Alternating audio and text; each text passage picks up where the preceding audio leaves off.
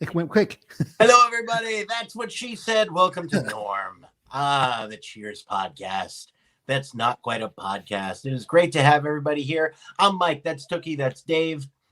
We are here celebrating all things about the greatest sitcom ever made that is still problematic, but it's fine. Cheers. It's great to be here. We got a lot of stuff to talk about this week. We've got, I thought, a nice bounce back episode this week that I enjoyed. We went from sexual assault to just light slut shaming. So that's for the world that we're in. It's a step in the right direction, I think. So there's some weird stuff, but I think mostly a lot of good fun stuff this week.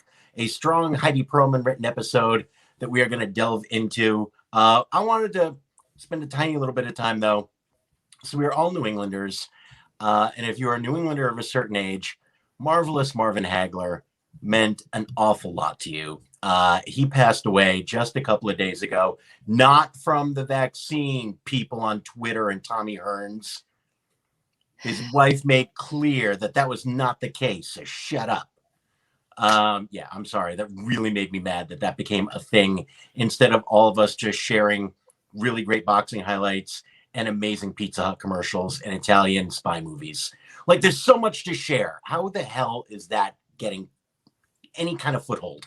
All right, so Marvin Hagler. Bob Ryan once said in the 80s, Marvin Hagler was the fifth major sport in Boston. It's just really, really hard. He was so big nationally, so big globally, but he meant so much to New England. He's from Brockton, the city of champions. And pound for pound, I don't think there was a better fighter than Marvin Hagler. I think he's criminally underrated because the guy could do it all. He had the best chin in history, only knocked down once, and that's in quotes because he swears it was not a knockdown. And if you watch it, it does look like he got pushed. So one of the most unbelievable chins in history. He was an incredible puncher, scientific. He could fight southpaw, conventional. He could do everything. He was funny. He was legitimately talented. You never heard anything about him like just being an asshole behind the scenes. He was just a great guy. And screw you, Sugar Ray Leonard. Because you know what? No, here's the thing. Sugar Ray Leonard, I'm sorry. I know he's done a lot. But when I started reading about everything, see, he waited until he basically was in retirement for a few years, just keeping himself fresh, and waited until Marvin Hagler slowed down just a little bit and then said, ooh, now I think I can take him. Dodged Marvin Hagler for years.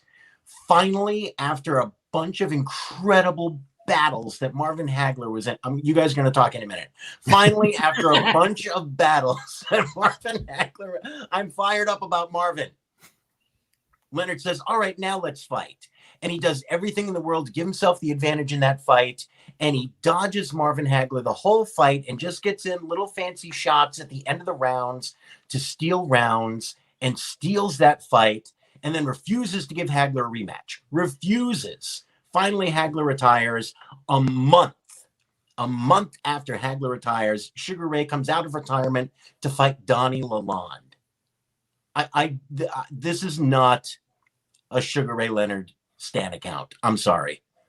This is Marvin Hagler's home. Marvelous Marvin Hagler legally changed his name to Marvelous Marvin Hagler because he felt the announcers weren't using Marvelous enough. So he made it legal. God bless that man. Any Marvin thoughts? I grew up on the wrong side of this equation. Hagler Leonard was like probably the first boxing match I watched like 6 months or a year after the fact on VHS that I rented. So it's a different time. Yeah. Was really criminally. They fought in 87. So I was 12 or 13. Really criminally unaware of like Hagler and like the fact that he lived in the same state as me. So I like went into this thing. I think as knowing that Leonard won, I think I was like predisposed to sort of root for Leonard because all children are front runners. And like, I remember thinking like Sugar Ray Leonard was sort of the good guy. And like, and that was, frankly, that was probably like reinforced by like some sort of like, by looking at Hagler and, he's legitimately kind of more scary looking dude with a shaved head and like Leonard was much more sort of like warm and fuzzy, and there was probably like some like inherent like some inherent racism in how I viewed those two boxers and why I preferred Leonard over Hagler. And yeah, like ever since then, like kind of growing up into Tyson and then like looking back at Hagler's career, like that dude was awesome. And I'm genuinely bummed I missed out on the experience of rooting for that guy, because he is awesome in a way that like I don't think we'll ever see another fighter be that awesome again. So like I really was genuinely saddened with his passing, especially because it really reminded me of one more boat that I missed growing up. Yeah, Tookie, this was before your time. Do you have any particular connection to the Marvelous One? No, not particularly, unfortunately, though. I've definitely heard his name as a fellow Massachusettsite. And it hit me that he must have been important to a great many deal of people, for how flooded my Twitter feed especially was on the announcement of his passing. Yeah. So I'm now inclined to explore what his career was. If you enjoy boxing, his fights were awesome. Mm-hmm. They really, really were. And rooting for Hagler was a lot like rooting for the Patriots the past 20 years. A local hero who was happy to be the villain outside New England. He was okay being that guy. And in a way, he was maybe even beyond the Patriots. I think he was the Stone Cold Steve Austin of his time. I never thought of Stone Cold as heel. But that's the thing. He was heel. He worked heel, but he did it so well, and he was so charismatic, the audience wouldn't let him stay heel. Yeah. They were rooting so hard for him that they had to do an in-match switch where Hart became the heel and he became the anti-hero face. Mm-hmm. And that was kind of what happened with Hagler, too. Like, they were so intent on most fights setting up a heel and a villain, and he seemed like such a great villain because he didn't care what anyone thought, but people loved that so much, they were drawn to him anyway, and his fights were always incredible. And I fear we're never going to have a fighter quite like him again, because someone with his physical gifts now, they don't go into boxing. Someone with his balance and his coordination and his strength, they become a cornerback. They become something else where it's not as dangerous, it's not as risky. Wait a minute. Football, though. Yeah. In theory, as much as I think it's probably ridiculous to think that, most people still think that football is safer than boxing. Huh. I mean, if you got parents together and said, all right, your 14-year-old child can join freshman football or they can box each other. I mean, which way are they going? And that's where they're introduced to it. Back in Hagler's day, children started boxing. He trained when he was 13, 14. Yeah, you know what? Yeah. He actually lied about his age so he could become a pro 2 years early. Yeah, and at least the NFL has a players union, as ineffective as it's been in the past. At least there is that layer of protection. One thing I was really happy about Hagler's life was that he did get out he got out good. Like he got out healthy. It seemed like he was psychologically and mentally pretty intact, and got out rich, deservedly rich. Like he never got scammed. It seems like. No disrespect to him or any of his family, but I always knew there was a reason. Even when I didn't understand it as a child, I always knew there was a reason why George Foreman named all his kids George. Like you know what? Like you involve yourself in an activity voluntarily that produces a lot of head trauma. Yeah, you know what? Go the easy route. Yeah. There you go. I'd be curious what Drew Brees' kids' names are. Drew, all of them. Straight Drews. Drew. All variations. I feel like they're all wind nicknames. Like one's going to be named Sky. They're all breezy. I don't think he has gentle. cool. I don't know. No, all disrespect to Drew Brees, because I don't think he has the range to name one of his kids like Zephyr as a nickname. I will take that. I will take that bet that Drew Brees does not have a child named Zephyr. I mean, if you get good enough odds, like he's young enough to make another one. Oh God. Oh no. The thought of Drew Brees making people. He's done it before. Oh, it hurts. He'll do it again. He's got a very high completion rate. Oh. All right. So cheers. Yeah, not a lot of distance, but accurate. I am horrified. Season 2, episode 2, Little Sister Don't Ya? A play on a song by Elvis Presley where a girl breaks up with him, so he immediately dates his younger sister. The 50s. All right. It was a Heidi Perlman episode. What was going on when this episode premiered, Mr. Rabanel? It's a fascinating time in America. I feel like a lot of times we lament the death of literature or literacy in popular culture. And I feel like this was a moment when actually cultural literacy was at maybe an all-time high for the decade. Just looking at the top 5 of the Billboard charts for the week that this premiered on October 13th, 1983, you've got Spandau Ballet's True, which quoted lines from Nabokov's Lolita. You've got King of Pain by The Police, which reflects the philosophy of Carl Jung and Arthur Koestler.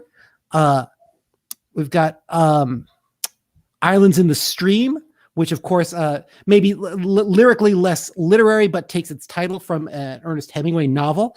And then at 1 and 2 on the Billboard charts this week are one of America's great songwriters, great unnoticed songwriters, but a really literate, wordy guy by the name of Jim Steinman, who a lot of people, of course, know as a writer for Meatloaf. But he has the 1 and 2 songs for this week, neither one of which were recorded by Meatloaf. At 2, you've got Making Love Out of Nothing at All, which was made a hit by Air Supply. And at 1, for the immortal Bonnie Tyler, Total Eclipse of the Heart. Both of these songs really, really wordy. Both, I think, adapted from a musical that Steinman wrote in college. A true American man of letters. And this is a really beautiful moment, I think, reflecting a particular like high point in American kind of cultural literacy where the word is valued. And you know, a lot of times we denigrate the 80s for being shallow, but this is a particularly deep time in popular music. And I think that's kind of reflected a little bit in this episode, which, while maybe not possessed of the laughs of some of the other episodes, does have like kind of an emotional and an emotional intelligence that we don't always see in Cheers. So it was nice to maybe draw that very tenuous connection between the top 5 songs and this episode. An erudite musical breakdown, Mr. Rabanel. Very nice. Tookie, please tell us about the opening that is called. I shall, but before I delve into that, I mean, yeah, I feel you on, you know, songs being much more lyrically complex during a certain point in time. Like I think of, you know, I think of why certain songs and certain artists were held in such high regard in the so-called golden age of rap, for example, which was late 80s to early to mid 90s. And I think about, you know, I think about like the artistic output and the level to which artists were held. And now we've got lyrics like, and I quote, my new bitch yellow, she blow that dick like a cello. So, you know, because someone thought that what Squidward plays in SpongeBob is a cello, it's a clarinet. Well, I mean, Nice and Smooth did suggest that Dizzy Gillespie played the sax when he in fact does not. So I mean, he that does not. we've been making that mistake for generations. Yeah. So I just think about how art has evolved. Yeah. When you need a rhyme, how much artistic license is okay? It's a deep philosophical question. Apparently enough to confuse a string instrument with a woodwind, but here, you know what? The 2010s were a time we're just barely getting past them. All right, so hold open, shall we? I was grossed out up until the end of this cold open because it's gross. It's gross. It's like it was almost like walking in on your parents, which I thank Jesus and Hanukkah Harry that I have never done. I've never had that misfortune, but it was so gross to just open in on flirtations between Sam and Diane. Like Diane seductively reading off bar orders to Sam for Sam to fulfill. And like I did when she said Beefeater, I gagged. That was a bridge too far. I loved it. I gagged. I can never look at gin the same way. I gagged. Molson. Yuck. Okay.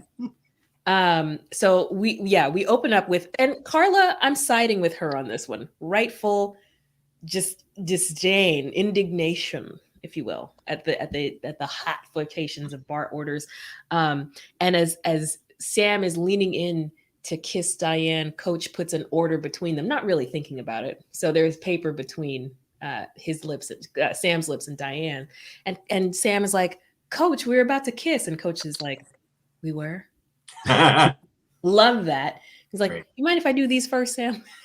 Love that. And then cut to show theme. I really enjoyed the cold open this week. Yeah. I thought it was very funny. I can get on board with Beefeaters potentially being more than is necessary. But I thought it was very fun just because it is set up as, hey, this is going to be gross. Yeah. It's when your friends start dating and it's over the top. And come on, really, a massage. We're all here together. This is a bit much. So I like, you've been there, you feel it. And I was on board with it. I like to imagine Shelley Long saying to the director, I'm going to try something and you tell me if this is too much. And then she gave the Beefeater line reading and she was like, we'll do it again. And they were like, no, that's fine. I laughed every time she did it.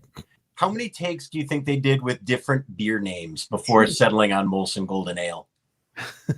I just, no one can say Bud seductively. No. Michelob. It just feels nasty. I need a shower. Yeah, German is not the language of amour. Schlitz. Mike. I'm saying bad. I'm with you. This is not a smut cast. What the? What is that? This is not a smut cast. I'm saying that's a bad beer for that. You couldn't say it romantically, just like Bud. That's a beer.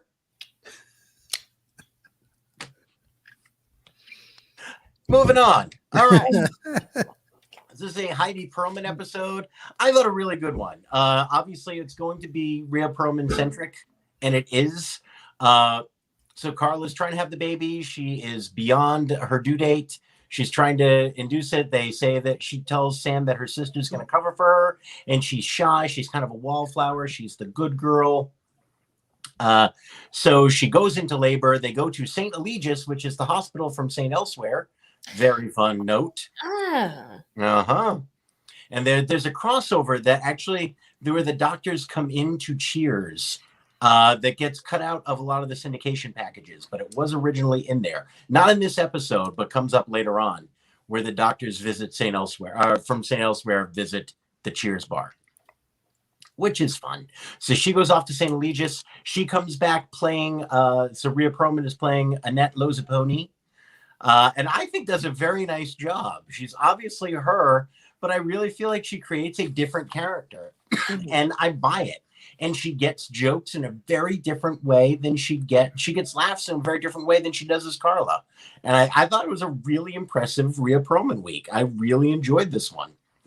Yeah, I loved this episode for the same reason that I loved the part 1 of the season finale in season 1, because it's a big stylistic choice, but they don't make the episode about the stylistic choice. You know, it's like, well, we're not going to see the brother, but it's not really about the brother. And like, this episode ultimately isn't really about Annette, but they make that big choice and then they just sort of play it straight for the rest of it. It's really weird and fun. Yeah. It is. And so Cliff then develops a crush on Annette and asks her out. And then we realize that Annette is not the shy wallflower that Carla thinks that she is. And it's very weird, though, that they have Diane be the character judging her for that. Yeah. Yeah, which is, it's an odd thing. And obviously it's something we got to talk about because it's a show and a bar that reveres Sam for his promiscuity and is very much like, oh, this is a problem. She's with multiple men. This is not okay. You need to tell Carla. I can't for the life of me figure out why anyone would think it's important to tell Carla about Annette. I get, so later on, Annette and Cliff hook up after Cliff is hurt and she helps heal him. Yes. Disagreeing with that statement? No. It's just that this disrupts a lot of the canon and my understanding of Cliff I have in that later season. Yeah, the question of does this change canon? Do they have to retcon Cliff a little bit more later on? So that is something that I do want to talk about after we get through the recap. But I'm on board with you because that stuck out to me too. Yeah, it does not seem in multiple episodes later on with Maggie and then also with the Halloween costume date. It does seem to go against that. But so he gets hurt in a mailboat accident. Paul is there being uncomfortable, which thank God they finally wrote that character out. Just lashes out. Like he's the angriest drunk in the bar, just like trying to hurt Cliff. It's very weird. And yeah, so Cliff thinks that because Annette showed him affection and they hooked up, that now it's time to propose, which is, I guess, just the way they did it in the 80s. So we had a nice moment. I'm going to ask for a hand in marriage. And then all the friends decide my parents were married in the 80s. Hold on. I'm having like an existential crisis. Sorry, I'll mute. No, that's okay. That's okay. It God. After a week. Did your dad work for the Postal Service at any point? No. Okay, well, there you go. So it's not necessarily following the Cliff Annette lifeline. Okay. You're safe. Probably. So Cliff and Norm have a very nice moment where Norm tells him just, you're my best friend and I need to let you know this. And Cliff realizes, oh, okay, so everyone's going to laugh at me. I'm not going to let you do that. And then they have that homophobic moment that many sitcoms have had. We don't have to hug now. And close credits. So yeah, there's some weird stuff, but also I thought Rhea Perlman played it beautifully. I thought it was really funny. I really enjoyed the stuff where you got how important Norm and Cliff are to each other. So I feel like it's the first time that they have that moment. You know that they're important to each other, but yeah, where they kind of have an emotional connection and they express what each one means to them. And yeah, it's nice. And Sam and Diane are just kind of in the background for this episode, but they're doing their part and making it fun. Mm-hmm. And I like that. And the second Paul or first Paul, what are you doing? It was so weird, wasn't it? He is. I've written here. Paul is devoid of charm, and it's not just this episode. Every time he opens his mouth, I'm like, I don't want to hear. It's like they wrote the racist old lady off in the first season, and he was like, well, that's my lane now, is just to be the bitter, angry, miserable guy. I'm so like, there's never been a bigger improvement in a sitcom than going from Paul to Paul. Yeah, and if anything, it makes you appreciate Carla a little bit more. Because she can actually pull these off and you're not hating her afterwards. Like Paul talks and I'm just like, you need to leave. Why are you even in the bar? You would have gotten kicked out. Like if there's just one guy being that nasty towards somebody who's friends with everybody else, that guy gets kicked out. Yeah. You don't get to come back to Cheers. And he picks on Cliff, who's clearly like, the low person on the totem pole. Yeah. It just makes you hate Paul. Ugh. Peter No Gammons good, looking Paul. weirdo. Tell you, Paul and Sugar Ray Leonard, you guys are on the same boat in my book. What about the band Sailing away. Sugar Ray itself? Because I feel like they're on notice for me, but maybe for different reasons.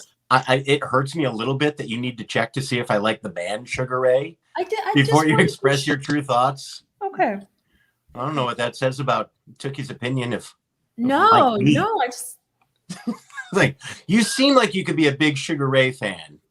no. And so I'm avoiding saying anything about them in Creed, just in case they were very important to you. Although, speaking of Jim Steinman, this might be a good moment to mention that my first live concert was Meatloaf. Huh. Meatloaf at Rocky Point Park in Warwick, Rhode Island. There is no more quintessential Southern New England experience than the one you just described. Yep. And the man played in the rain. Ooh. He has not aged well for a variety of reasons, but I'll tell you what, that was a fun concert. I had a good time. Is Meatloaf okay? In what sense? That answer. You know what? No. I'm trying to think of a category where it comes up where right now, no. Whatever phrase you're coming with, okay, no. Meatloaf is not okay. Fair. But in 1989, it was okay. All right. He was okay. He was doing his best. And tip of the cap to you. Or was it? Actually, that was probably 1990. Tip of the scally cap? Yeah, because I wasn't driving yet. My friends were. So it was probably 1990. My older friends were. All right. So, yeah, it's funny. This episode 2 made me realize why they needed to break Sam and Diane up after this season. Like when they're just together, it's kind of uncomfortable because when she's making jokes about him being stupid, you're kind of like, hey, that's not cool. You're together now. You need to kind of be on each other's side. Yeah, suddenly like the jokes between them, I started to worry about them as a couple. The banter didn't work quite as much. I liked seeing the horny side of Diane. Like I liked, and that like for me, like kind of like helped. Yeah, it did kind of heighten that question of why is she the one questioning Annette's choices when like you're allowing us to see kind of who you are in a more sort of full emotional and sexual way. It was just a weird writing choice to make her the sort of like, Mm-hmm. Yeah, and especially the woman who just started dating the brother of the guy she was just dating. Just was ready to go to Europe with Derek and then hooked up with Sam. It gives me a lot of NIMBY energy, but like not in my privates. I'm with you. Yeah. I'm with you. All right, let's go through some categories. Joke of the week. Ooh. I will lead. Go ahead. I will take the we were gonna kiss. We were. I rewound it and watched it again. The delivery is impeccable. It's so sweet. It's so much fun. You absolutely believe that he believes they were just about to kiss, and he's on board with it. Like, oh, I think we were about to have a moment. Okay. I thought it was just a great joke. Mm-hmm. You should have seen it coming a mile away, and you did not. Yeah, it was such an easy moment to play for homophobia, and instead they made for a surprising for that time like way to they played it earnestly, and it's really delightful. Yeah, it was great. So welcome back, Coach. Joke of the week. Yeah, mine is also a Coach joke because this is an Ernie Pantuso Stan account. Mm-hmm. When Diane is trying to help Carla figure out how to induce labor, and she goes, yeah, if laughter is what you need, I have a face that makes people laugh. And Coach goes, yeah, but you have a nice personality, Diane. Like, just the sincere, just like the fact that he meant it. Mm-hmm. Beautiful. Yeah. And that deep down, he's probably always thought, oh, she does have kind of a funny looking face. Yeah. But she's a sweetheart. Yeah. I had I I really did love Beefeater. I loved the way she said it. I won't make that my joke of the week because we talked about it, but it genuinely cracked me up. And like, I was like, this is 2003 TV in 1983. I really liked the Cliff talking about the Jack of the Pulpit that they peed on. That was a really weird, specific flower joke. But I'll give my joke of the week to Carla at the beginning when she says, I think I'm going to be pregnant for the rest of my life, just like it said in the yearbook.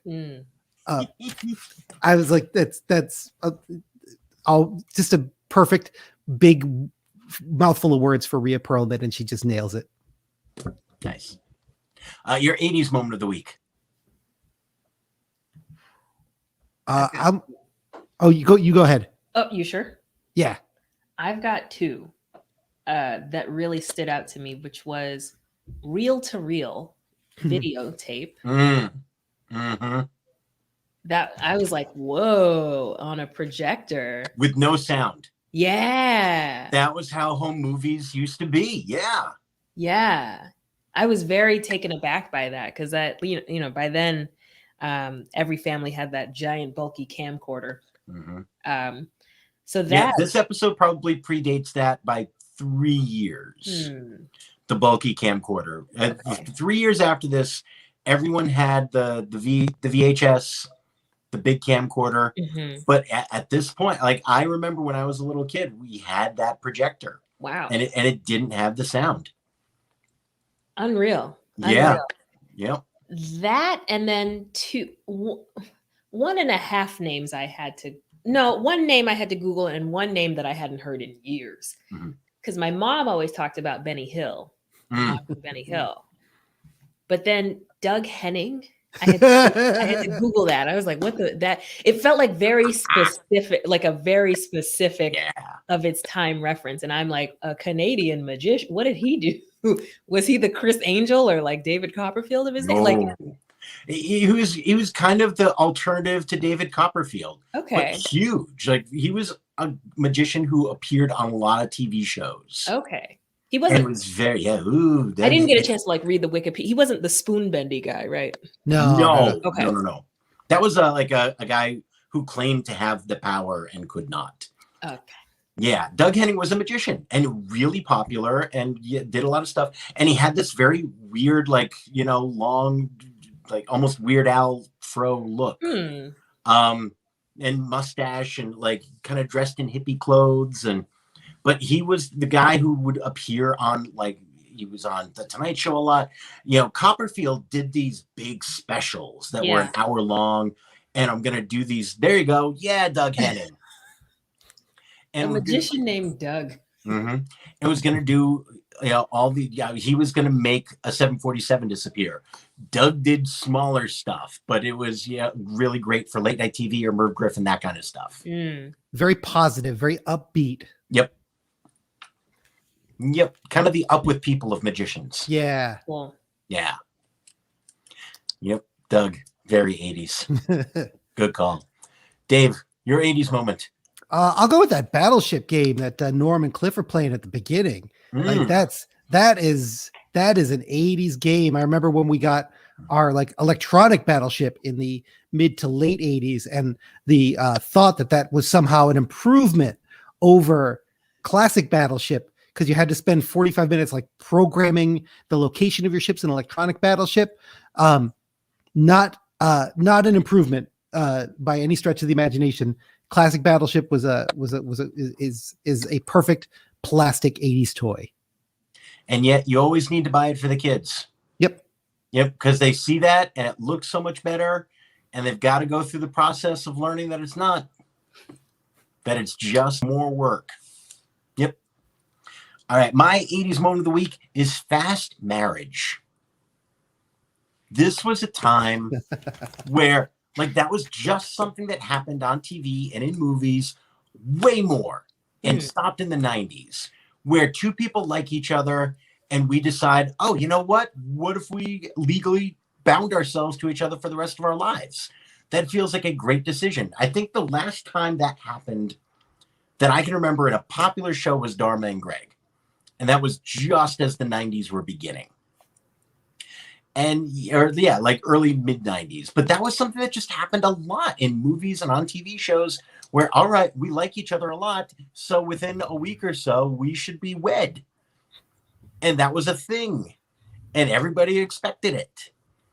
And I mean, you can tell just because everyone was like, oh yeah, oh, you've fallen in love, this is amazing. Like, he was just here a few days ago, he just asked Annette out, so they know it had to be someone that he just met. It can't be that shocking.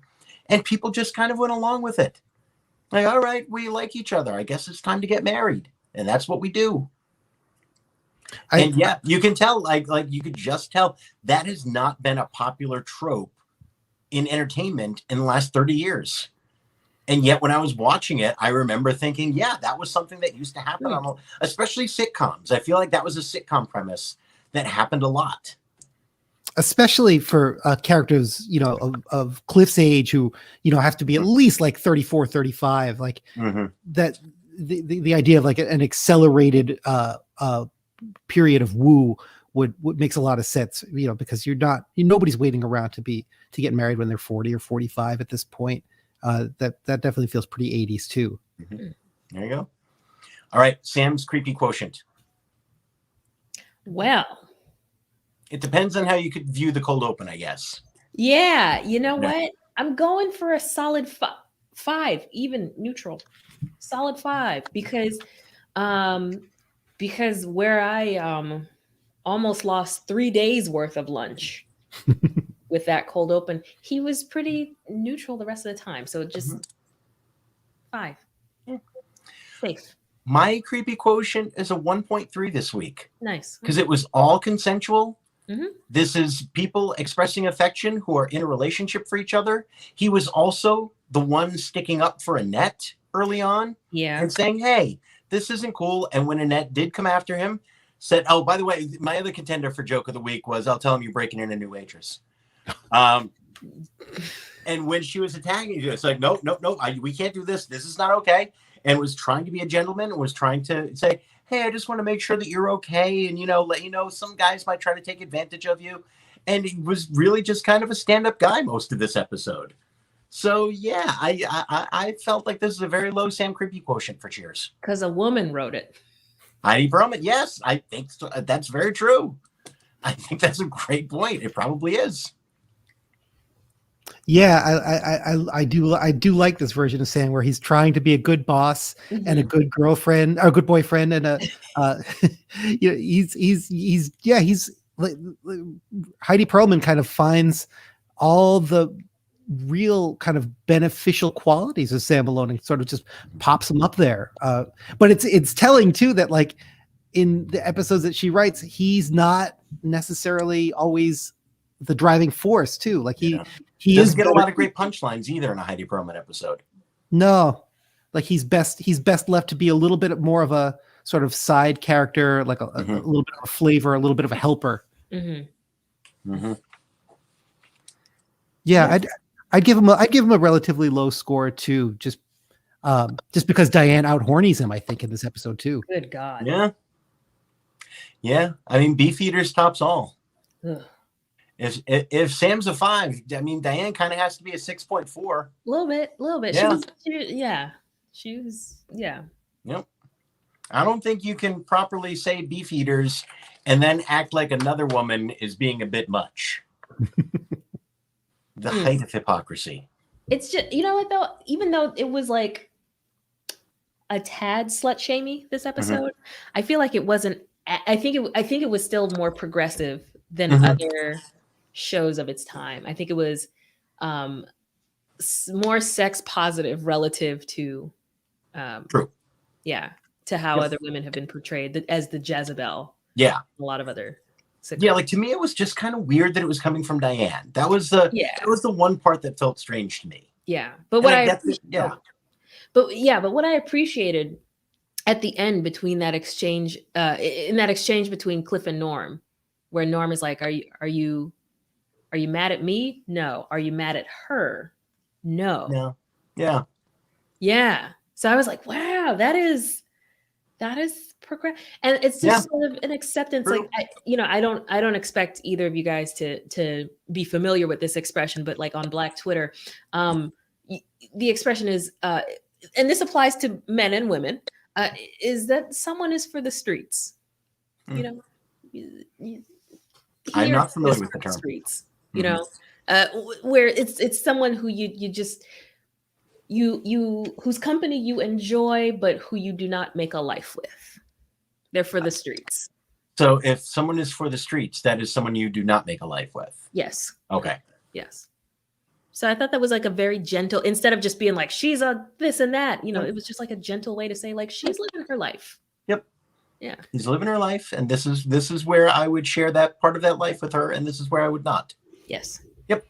Yeah. It was interesting how like the episode did kind of like pivot pretty quickly from we have to tell Carla, which is like what it sort of set up to that you think like, oh, this is going to be the sort of like animating conflict of this episode is going to be this, you know, the sister on sister drama. And then, and then they're going to do like the weird flashy, like 80s split screen thing. And then it does something totally different. And it pivots then to this kind of sense of like, we're going to accept who Annette is. And we're going to use that as a way to find out more about Cliff, which I guess in a way is like, it's a little bit a bummer that it sort of chooses to move from a woman character to centering this male character. Yeah. But she's allowed to be who she, like, everyone kind of accepts it. And the animating conflict is like, we can't let Cliff embarrass himself. We don't, we have to protect it from that or from making a mistake.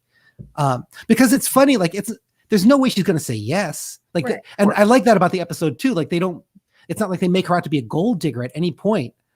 But they just don't want Cliff to have this sort of public humiliation, I guess, where he's exposed as the innocent that he really is. Yeah. Or if you want to marry her, great, but you need to know what is going on, because he clearly doesn't think this is what's going on. All right, speaking of which, we need to deal with Cliff and the future. And does this not line up with who Cliff is in later episodes? Because at the very least, during the Halloween episode where he dates Sherry, I think is the name, or Terry O'Hare or Sherry O'Pear. It's a name along those lines. He seems panicked to meet this woman without a mask on, absolutely terrified of the idea of dancing with a woman. But in this episode, pretty clearly they do the hibbity-bibbity. I wonder about that though. Well, he talks about, she says she came up with all those moves it takes years to learn. So if they're not, what are the moves? Yeah, I mean, a rum-tum tugger, as they say in the theater. Okay. All right then.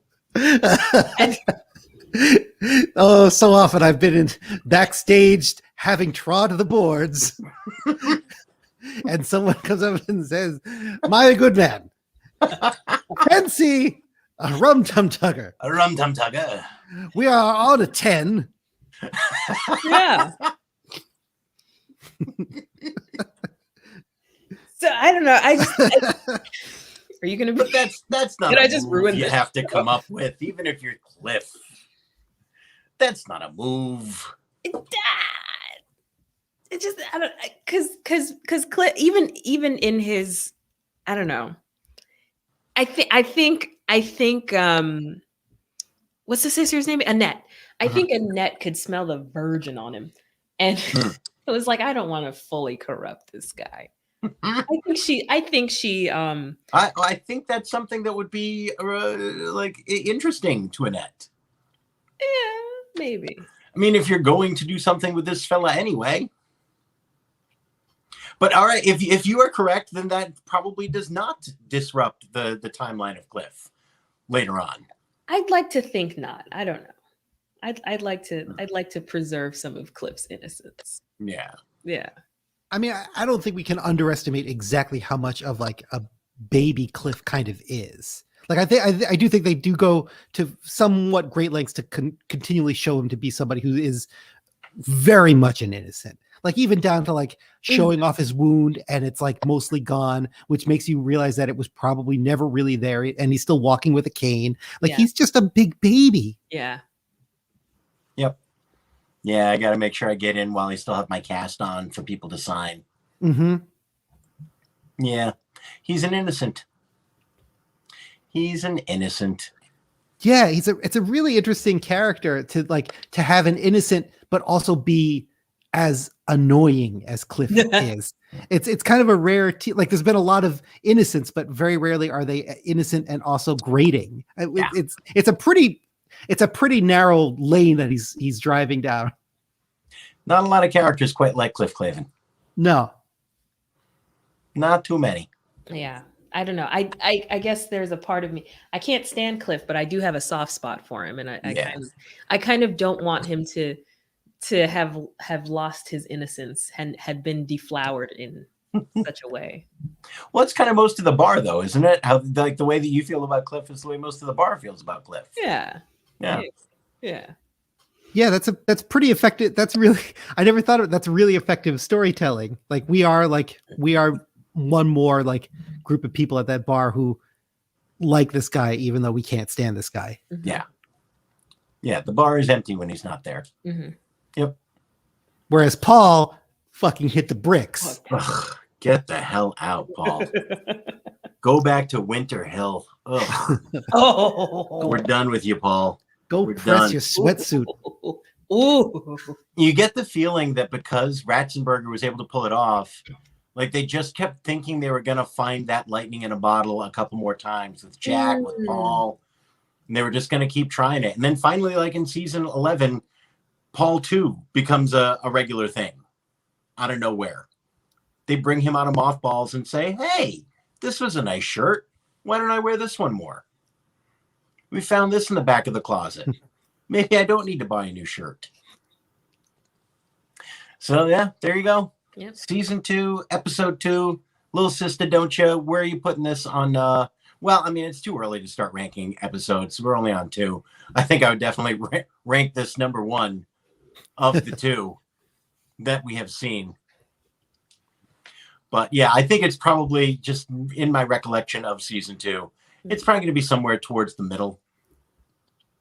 For an episode that like is kind of like plot wise a little similar to the Marshall episode from season 1. Mm-hmm. This I was like, this is a better version of that episode. Yeah. Like a more sort of sensitive, well-crafted, interesting episode. I like it. All right. Yeah. Hey, Dave's birthday was Monday. Happy birthday, Dave. Happy birthday. Thank you, friends. Yay, second pandemic birthday. Oh boy. I'm just gonna stay. I'm gonna continue to claim that I'm 45 because these past 2 don't count. I don't count it either. What is No. time? What is time? The government keeps annually robs me of an hour. Mm-hmm. The government, you know that, owes me reparations, an hour of sleep, and an extra $600. Mm-hmm. Yeah. Where do I sign? Yeah, I don't. I gotta draft a Google Doc and just fire it off to Joe Biden's email. New England and New York need to get on Atlantic time. There's no reason for this not to occur. Yeah. And the only reason that New England won't do it on its own, I guess, is the stock market. And they don't want to be on a different time zone from New York. So they want to be on the same time zone. But yeah, this 4:30 sunset shit, we got to be done with it. Yeah. Done with it. And then, yeah, dealing with this, like, it's so much easier in the fall. In the spring, you just spend a whole week going, I have no idea what time it is.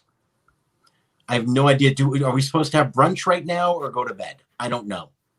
I don't know. I'm sleepy and I'm upset. And that's all I know. My kid is on vacation this week. Ooh. And this week and next week. And 2 weeks. Yeah, she's got that that weird private school, like instead of like March and April, or instead of February and April, so that everybody can go to Vail or something. I guess I don't know. But anyway, so she's home. I am still sporadically and mostly unemployed. And I never know whether it's going to be light or dark out. Like I have no idea what's happening. I spend most of my day just bumping into things and crying. And crying a little bit for Dave's dead car. Can we have a moment of sadness for the Toyota Scion XB. I believe it was the XB. It was the XB. Yeah. And it's officially a was, yeah. A car company that doesn't even exist anymore. Damn. That car owed you nothing, man. How long did you have that one? Since 2007. Spring of 2007. Mike, I was 600 miles from 200,000. Wow. If I thought I could have pushed it, I would have done it. Yeah. Very sad. Very Right. sad. Pour a little out for the XB. It owed you nothing. No, it did. It was. Yeah. I'm not one of those. I'm not an animist. I don't believe objects have souls. I don't. I'm not. I can't get too Marie Kondo, but I feel gratitude to this assembly of parts. And the back of that car was a real examination of politics from the last 14 years and what really mattered in 2007. I'm glad my car went out still with an Elizabeth Warren endorsement. Nice. Yeah, Liz Warren. Unfortunately, my car no longer persisted. So this was, I do have to admit, I'm a little bit sad for the car, but I'm happy for me because one of my favorite things in the world is to help friends shop for cars. I really, really love it. It's a stupid enjoyment of mine. But as soon as a friend needs a car, I'm sliding into their DMs and I'm like, what are you looking for? I'm here to help. What are you thinking about this time? I'm here to help friends find Dominican barbers. That's there you go. Tookie is hooking me up with the Dominican barber. Yeah. Yeah. And I love after a comedy career too. She's like, are you willing to drive for a good haircut? I'm like, do you know how far I've gone for unpaid comedy? Yeah. I'll go do a drive. Okay. I've had a year of just like home administered crew cuts. I feel like once it grows back, like this next one, now fully vaccinated bike needs to go out to a good barber shop and just get my lines done right and really try to look appealing before I hit old age officially. Yes, I'm all about the Dominican barbershop. Grow it out for like a month or two. Yep. Let it grow out and then hit me up. All right, I'm in. Because you've seen my guy at home. They keep him fresh. You do. When he first, I'm not going to look as good as Trevor, but I'm gonna do what I can. No, but you don't understand. Like when he first came home with like that fresh fade from a Dominican, but I was like, my God. No, here's my fear. I fear I'm gonna get this like great haircut that I can't maintain. No. Is that a fear? Like, how much effort am I going to have to put into this on a daily basis? If Trevor can maintain his and look fine, like, have a really nice shape up and line up and everything and maintain a good fade for like 2 months, 3 months. Does he do the maintenance or do you help him with the maintenance? He won't let me. Oh, okay. But no, it's very low maintenance how they do them. Yeah. Right, so Tookie helps with the hair. I help with the car. So if any viewers want car advice, like I'm there, I want to go to the dealership with you. I want to talk to you about what matters because Dave is looking electric, and I don't want to pat myself on the back too much, but I think I saved him from a terrible mistake of looking at a car with not enough range. Because range matters. You can't go Leaf. You think you want to go Nissan Leaf. I have another friend who's doing it.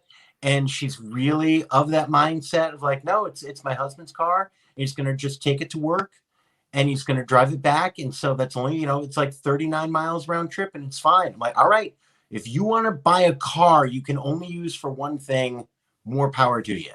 Because you think about it. And I'm telling you, once you drive electric for a little while, you want to keep driving electric because it's a nicer riding experience. Uh-oh.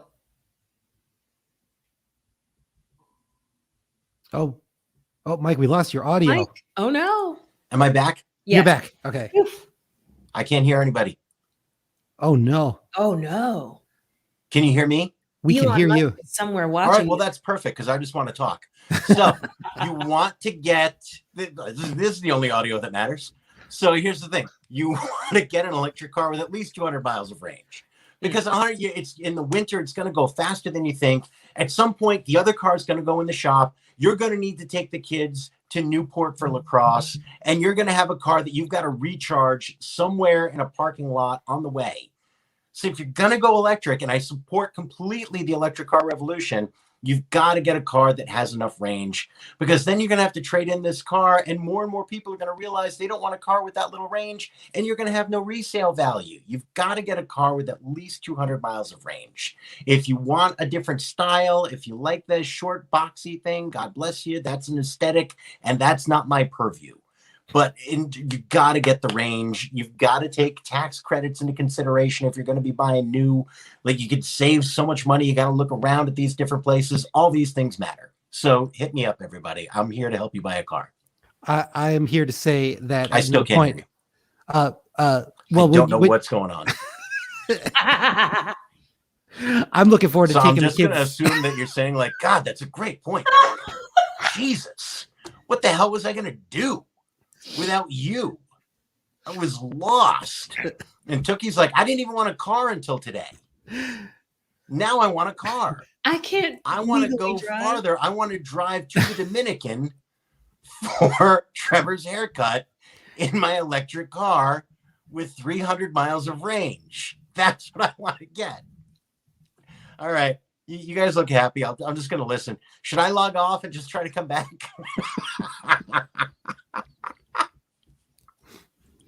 And another thing about Tommy Hearns. I don't know why I'm on mute. Hang on. I'm going to try to come back in. All right. Okay. Oh my goodness. that was amazing. That was kind of incredible. Can't lie. But yeah, R.I.P. the old Rabinow car. Oh, thanks. She had a good run. Yeah. I'm looking forward to never taking the kids to lacrosse in Newport. That's a very specific thing to do. I don't know why I feel personally attacked by the idea of lacrosse in Newport. I immediately felt nervous. Like, I wasn't sure who was going to get beat up, but I was pretty sure somebody was. Oh no. I don't know what's going to happen with. Oh, can you hear us? So federal tax credits. All right. No, I can hear you again. Sorry. But tax credits matter. Mike, you scared us half to death. Sorry. I kind of like that version of the podcast. It's very. Who is the guy who did the rest of the story? Oh, I don't remember. Paul Harvey. Yeah, it was much more Paul Harvey. I'm just going to talk for an hour or so and tell you about some of the products I enjoy, people, and tell you a quaint story. It was the audio equivalent of getting an Uber lift. Oh boy. Have I you know what? One thing I don't miss about traveling to shows is that because I don't have a license, because not because I can't, but because I have severe anxiety behind the wheel, and the way Boston streets are laid out is not conducive to a person. Well, you grew up in the city too, right? Yeah. So a lot of people grew up in the city. Yeah, that's something I hear from city people a lot. Not just like, well, I didn't need it, but also you end up getting anxiety about it. Yeah. After a little while, because driving in the city is harder. Yeah. Especially the way this city's laid out. Forget it. Yeah. Cow paths. But what was I saying? You get used to it pretty quick. If you ever do want to learn, you get used to it pretty quickly. My aunt got her license at 36. So nice. I'm holding out for a record. Our friend Oren, I don't think got his license until he was 30. Yeah, at least, yeah. Yeah, he was in his 30s because he grew up in New York. Yeah. And then they moved to New Jersey and he had to get his license. Yeah. Buy a car. Damn. Now he's Mr. Wheeler. Oh, okay. Mm-hmm. Or is that the name? It's a great old Goofy cartoon. One of the nice things about having Disney Plus has been all the old Goofy cartoons. Those are really great. Those are, I would say, my favorite of the classic Disneys. Yeah. Like Donald's uncomfortably angry. Yeah. And Mickey, you're like, I guess this was entertaining at some point. You Goofy, know what? Perfect. I could never put my finger on quite why I had mistrust of Mickey till I found out he's sort of kind of based on minstrels. Oh, man. Okay. Oh, I Yeah. can see that. Yeah, it's not that hard. Yeah. The gloves. Yeah, I could never quite. I was like, Mm. and then research popped up because ice cream is racist, and What? well, the jingle from the ice cream trucks. Okay. Yeah. Okay. Yeah. Yeah. Turkey in the straw. Yeah. Mm-hmm. I've heard that. Yeah. Yeah. So like, thanks to, the protests last year, we found out like everything's racist. So when I dug into Mickey Mouse, I was like, okay. But I forgive Minnie. There was a podcast I was listening to, and I don't remember which one it was, but about how we're examining so much stuff because it used to be that pop culture didn't endure the way that it does now because of streaming and the internet. So we're revisiting a lot of this stuff, just even in terms of us talking about Cheers, because it's on Hulu and we can watch it whenever we want. And I'm going to watch this episode. I'm going to watch that episode. And it used to just be like, all right, this is of a time, but later on, you didn't see it. Mm. You occasionally saw some old stuff. You saw some old Happy Days, but it wasn't that far removed from it. So as much as we're thinking like, oh man, things used to be rough, it's kind of like, things always aged this way, but we're staying in old stuff more than we ever used to. So yeah, like I don't know. That just reminded me of that. Fair. As we're going through as we are going through this Dr. Seuss stuff, it's just that there's more access to complain about it. In terms of like because not the people who are complaining about Dr. Seuss, which is totally appropriate. The people who are complaining about a publishing company deciding not to publish racist books anymore that aren't selling that well and were never as popular. Like we talked about it last week a little bit. Like there's a reason Disney pulled Song of the South. They need to, and when they pulled that we didn't have the internet, so no one was like, oh, I know. bring the Song of the South back. I know. It wasn't a thing. Everyone just realized, we should stop showing that movie. I will say though, I appreciate them trying to, flip out the rides and make it centric to the Princess and the Frog. Mm-hmm. Like cool. But what they should have done is put Uncle Remus on Splash Mountains and not be coward. They should have put Uncle Remus on it. They should have built some sort of monument to James Baskin. I will die on that hill. It's cowardly that they left him out. It is interesting because as an actor, he did a great job. I'm just old enough that I saw scenes from that movie. And he did a great job. And he was also a big defender of the movie. Mm-hmm. He said, hey, this is like a positive portrayal. And it was a controversial thing. And I don't think the worst stuff dealt with him. No. From that movie. So it's a shame that something that he was a big part of and probably saw himself being a huge part of the Disney universe, it disappeared. Yeah. And he's been gone many years, but I'm sure his family has mixed feelings about that. Yeah. That this thing that he thought that he was probably going to endure for decades because Disney always re-released all their movies all the time, it ended up not happening. So that's a really interesting point. That's the one Disney vault item that wasn't like a marketing scam. Yeah. Like they said, it's in the vault. Yep. That's it. No, it's staying in the vault. We're gonna keep the vault closed on this one. Yeah.